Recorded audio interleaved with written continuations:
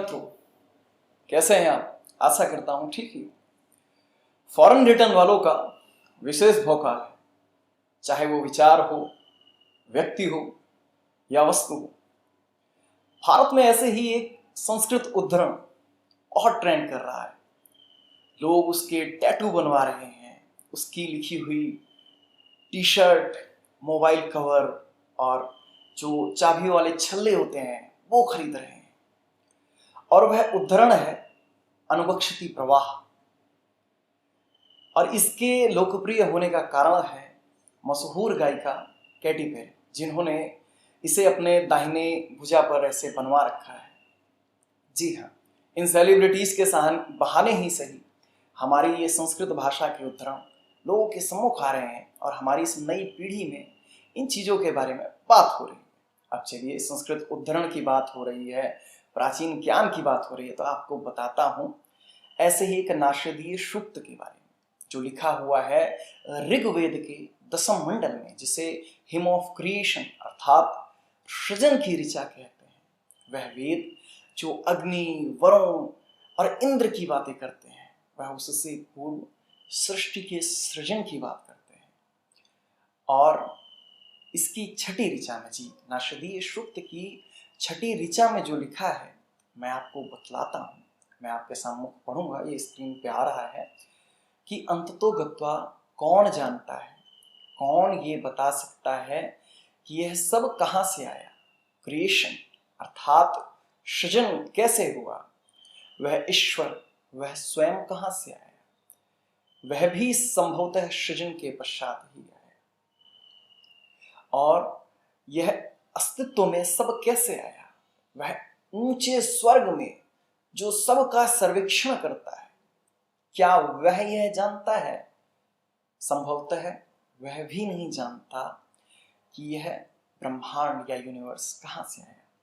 इन ऋचाओं को यदि आप समझने का प्रयास करें तो बहुत आसानी से समझ में आएगा कि यह ऋचाएं प्रचार कर रही हैं एक स्वच्छंद मानसिकता का, अनंत उत्सुकता का और इस यूनिवर्स को जानने की अभिलाषा का। पर आप कहेंगे, भाई इतना घनघोर ज्ञान दे रहे हैं, इसकी क्या आवश्यकता है? तो मैं आपको बताता हूं कि इसकी आवश्यकता क्यों है। सर्वप्रथम, यह मानव का सहज स्वभाव है, वह जानना चाहता है, चीजों का निरीक्षण, सर्वेक्षण, पर्यवेक्षण करना चाहता है। अन्यथा अफ्रीका से चला वह सेपियन आज मंगल ग्रह पर जाने की तैयारी नहीं कर रहा होता। जी, इसे समझने की अत्यंत आवश्यकता है। मनुष्य सीखता है और स्वयं को विकसित करता है।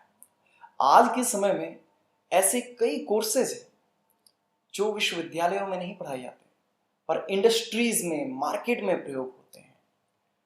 और ऐसे कोर्सेज को समझने के लिए एक विशिष्ट मानसिकता की आवश्यकता है, एक सीखने की इच्छा की आवश्यकता है, और उनके बारे में, उन स्किल्स को कैसे पाया जाए या फिर उन चीज़ों को कैसे सीखा जाए। वो स्किल्स हुई कि machine learning, data science, artificial intelligence, gene editing और बायोटेक्नोलॉजी की बहुत सारी चीज़ें, मे बी ड्रोन रिपेयरिंग और सोलर पैनल मेकिंग, और ऐसी हजारों स्किल्स हैं जिन्हें सीखने के लिए संभवतः आज के विद्यालयों में कोई कोर्सेज उपलब्ध नहीं। और मैं आपको एक और उदाहरण देना चाहूँगा यहाँ पर, वो है इलॉन मस्क का। उन्होंने अपने आप को स्वयं रॉकेट साइंस सिखाया।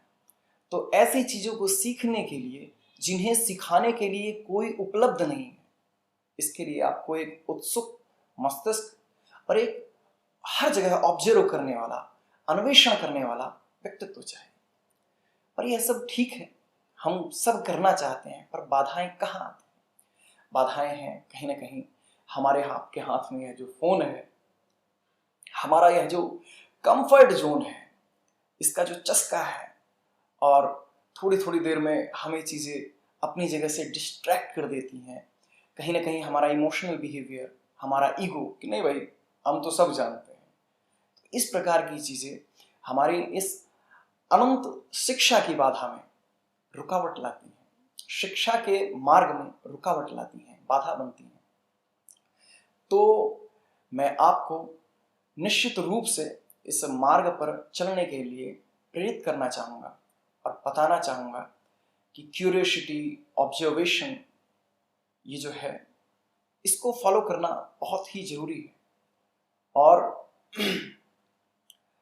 आज का एपिसोड शुरू ही हुआ था उद्धरण से, तो अंत में बस यही कहूँगा कि अनुसरणम जिज्ञासा, follow your curiosity and be the eternal learner. आप एक शाश्वत शिक्षार्थी बने और इस यूनिवर्स की एक से एक विधाओं को सीखने का प्रयास करें।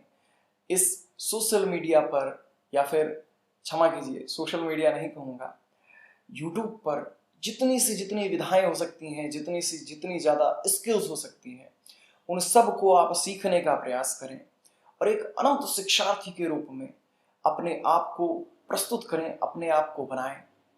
जितना जान सकते हैं उतना जानने का प्रयास करें। आज के इस एपिसोड में मैं आपसे यही बातें कहूँगा। इसके पश्चात मिलते हैं, बहुत सारी ज्ञान विज्ञान की बात होंगी, बहुत सारी जानने बूझने की बातें होंगी और आपसे मिलकर के बात करता हूँ मैं अगले एपिसोड में। आपका दिन सुखद हो।